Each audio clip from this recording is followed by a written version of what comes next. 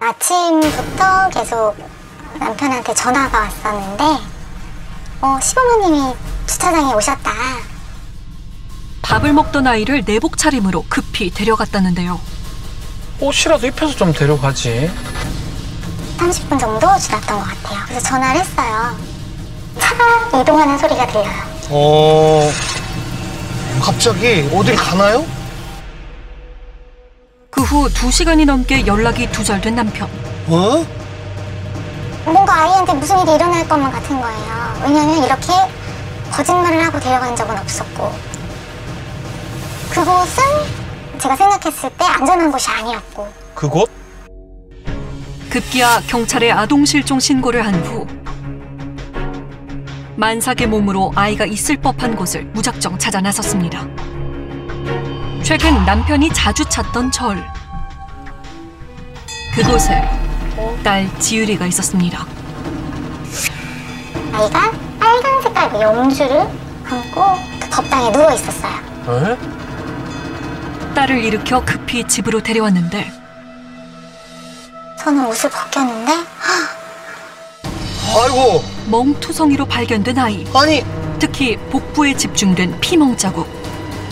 왜 이런 일이 있었는지 지금 물어보는 거잖아. 왜 이렇게 됐는지를. 동그란 거 그거 초콜릿 그거 먹고 그거 걸려가지고 그래서 때린 거야. 그래서 이렇게 가슴을 친 거고. 아니 목에 뭐가 걸려서 등을 쳐줘야 되는 거 아니야? 그렇죠. 가슴을 친다는 거 말이 안 되는데. 단순히 목에 걸린 초콜릿 때문에 전치 2주의 상해 진단이 나온 걸까? 그런데 아이는 전혀 다른 이야기를 합니다. 동글동글한 거 있잖아. 아니 별로 씹어먹기만 하는데. 목에 걸린 적은 없어? 응, 없는데. 아니 아이는 지금 초코볼이 걸린 적이 없다고 분명하게 얘기를 하고 있네요. 아이 아빠가 이제 거짓말을 하고 있는 걸 알았죠. 이제 그때부터 완전 신뢰가 무너졌어요. 그러니까 무슨 일이 있었던 거죠? 그날 아빠가 데려간 절에서 아이는 무슨 일을 겪은 걸까? 그 절이 스님 소유고 장소를 제공하셨고 스님이 말씀해 주시면 좋겠다 해서 통화를 했어요. 왜 했는가가 더 중요하죠. 어떤 물리적인 행동을 가했다고 생각할 수 있겠지만 결국은 위한 행동을 한 거였고요. 안에 있는 것만 깨끗하게 한 거기 때문에. 스님은 아이를 위해서 한 행동에 불가피한 상처였다고 주장합니다. 이렇게 자꾸 알 수 없는 이야기만 하는 거예요. 이 스님도 정상이 아니시구나. 다 이해가 안 됐어요. 아니 저희도 지금 이상한데. 그런데 그날 아이와 엄마를 태운 택시기사는 몹시 이상한 일을 겪었습니다. 차를 탔는데 그 여자가 차를 막았어. 가지 말라. 차를 잡더라고. 백미러를 옆에 서가지고 못 가게 했어. 출발하려는 차를 온몸으로 막아서는 여자. 아니 왜 그러냐고 그랬더니 애기 아빠 내려올 거니까 있으라. 가지 말라고. 아이를 발견한 장소에 함께 있었던 여자. 도대체 그녀는 누굴까? 그러게요. 아빠는 옆에서 뭐 했어? 손 잡아주지. 아빠 손 잡아주고 또 다른 사람 있었어? 큰 고모. 큰 고모가 가슴을? 이렇게 세게 때렸어? 에? 아니 큰 고모가 대체 왜 때렸을까요? 그날 지유리를 때린 사람은 남편의 첫째 누나인 큰 고모. 그리고 아이가 맞는 동안 움직이지 못하게 손을 꼭 붙든 사람은 아이의 아빠이자 남편이었습니다. 뭔가 종교의식을 했을 것 같다라는 생각이 들어요. 근데 어른들은 아무도 인정을 안 해요. 고모가 그래 때렸다는데 가슴을 어느 고모가 미쳤다고 애를 때리니? 그럼 죽지. 이야 이게 뭐죠? 아이의 몸은 멍투성인데 때린 사람은 없다는 미스터리. 뭐야? 아이가 발견된 절에서 도대체 무슨 일이 있었던 걸까? 스님에게 그날의 진실을 물어봐야겠습니다. 저 미쳐버려서. 그래서 저도 지금 피해자입니다. 아니 무슨 말도 안 되는 소리예요. 갑자기 애를 데려온다고 그러더라고요. 아침에. 귀신이 있다는 거야. 빼줘야 된대요. 빼서 보내줘야 된다는 거야. 시켰어요. 옆에서. 요즘 빨리 연불로 해서 지금 더 달라는 거야. 누가요? 큰 고모. 네? 그날 그 장소에는 작은 고모도 있고 오빠도 있고 언니도 있었지. 아이의 할머니, 할아버지와 작은 고모, 그리고 사촌 남배들까지 시댁 식구들은 아이가 폭행당하는 것을 그저 지켜보고 있었습니다. 스님 그렇다 쳐도 다른 분들은 진짜 가족이잖아요. 아이가 그렇게 학대를 당하고 있음에도 같이 동조를 하시고 묵인을 하신 거죠. 일단 가족이니까 아빠 말이니까 믿고 갔는데 아이가 얼마나 무서웠을까. 와. 그리고 얼마 후 큰 고모에게 충격적인 말을 듣게 됩니다. 내가 데리고 오라 그랬고 전화 내가 받지 말라 그랬어. 네가 분리가 되는 순간 그 귀신들이 나올 수 있었으니까 그 어린 아이의 몸속에 있는 그 애기 귀신들을 네가 어떻게 감당할 건데.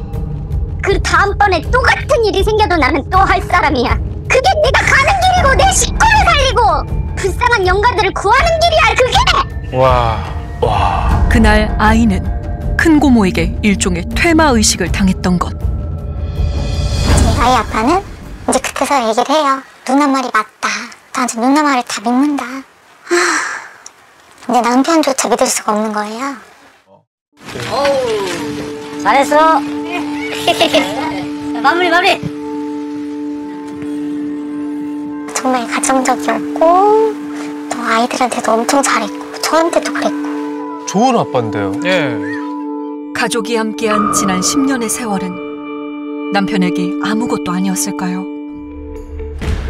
대뜸 그날 와서 그러는 거예요. 아버님 저 이혼하겠습니다. 어? 갑자기? 제 아내하고 제 사이에 그 귀신이 둘이 있는데 이제 하늘나라로 이렇게 가지를 못하고 떠돈다 이거예요. 장인 장모 사이에 귀신이 있다는 황당한 이유를 대며 이혼 통보를 했다는데 무슨 귀신 신하를 까면 소리입니까? 또 우리 딸이 출산 만삭이잖아요. 그 만삭의 몸에다가 이게 삿대기 나고 나갔어요. 그리고 끝이에요. 그 뒤로 아무 연락이 없는 거예요. 이야. 출산을 앞두고 보낸 메시지에도 답이 없었다는데요.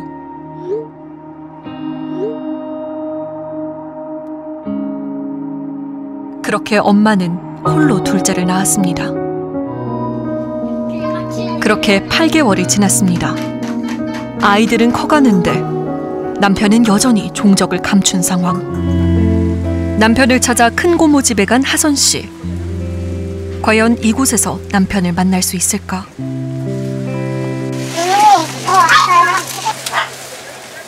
그때 창문 사이로 보이는 큰 고모의 모습. 다행히 집에 있네요. 그런데 저희 남편 어딨어요? 아니 하선 씨를 보자마자 문을 닫아버리는 큰 고모. 매정하네요, 진짜로. 애기 아빠 어딨어요? 급기야 창문을 단단히 잠가버립니다. 에이 참 정말. 언니, 애기한테 미안하지도 않아요? 애기가 어떤지 궁금하지도 않냐고요? 어떻게 그렇게 사람이 잔인해요? 빗속에서 한참을 기다렸지만 남편도 큰 고모도 끝내 모습을 보이지 않았습니다. 아니 뭐 말을이라도 해야지 너무한 거 아닌가요 지금? 아까 저 노려보는 거 못 보셨죠? 눈빛이 살뜰했다고 해야 될까요? 한 보험회사에서 지점장으로 일하는 남편. 연봉으로 얘기하면 한 1억 6천 정도 돼요. 이렇게 1,200만 원 들어올 때도 있고 4,300만 원 들어올 때도 있죠. 이야 많이 버네요. 이렇게 많이 버는데 한 푼도 안 주죠. 하루아침에 낯선 사람이 되어버린 남편. 아내와 두 아이를 그의 인생에서 도려낸 이유는 뭘까? 그게 진짜 궁금해요. 네. 그게. 남편의 근황을 알고 있다는 지인을 만났습니다. 그 시댁 쪽에 약간 가스라이팅 같은 느낌이에요. 누님이라는 분들이나 시댁 쪽에서 좀 이 막내 아들한테 좀 약간 그러신 걸로 알고 있고 시댁 쪽에서는 그렇게까지 큰 경제적인 지원이 있을 만한 곳이 없다 보니까 아마 그쪽에서 매달리는 게 아마 이 막내 아들 쪽이지 않았을까 싶고. 남편이 남기고 간 통장에서 시댁 가족들에게 수차례 돈을 입금한 내역이 포착됐습니다. 스님은 남편이 변한 이유에 큰 고모가 중요한 역할을 했다고 합니다. 힘들었을 때 쉽게 말해 터치를 누나가 해줬어요. 네 안에 귀신 들어가 있는 거라고. 힘들 때마다 퇴마 의식을 받았다는 남편. 저게 도움이 됩니까? 깨끗해요. 개운한 것 같다고. 그리고 모든 판단 기준이 확실히 섰대요. 막말로 이혼은 두렵지 않아. 내가 누나 말 따를게 이제. 와, 참 신기하네요. 이런 남편의 행동을 전문가는 어떻게 바라볼까? 어렸을 때부터 정신적으로 많이 의존을 해왔을 것이고 그 이후에도 결혼을 하고 난 이후에도 정신적으로 완전히 독립을 하지 못하고 그 누나의 정신적 영역 속에서 지금까지 움직여 왔다. 아바타 같은 그런 느낌이 많이 든다는 거죠. 스님은 왜 그녀의 이상한 행동을 말리지 못했을까요? 자기는 다른 사람이 못 보는 걸 보는데 스님도 귀신이 있어요. 그러니까 해보셔야 된다. 그런 게 있다고 하니까 저게 맞아? 한번 해봐. 나 그렇게 귀신이 많아? 급기야 스님까지 퇴마 의식을 받았답니다. 에? 내가 누군지 알아.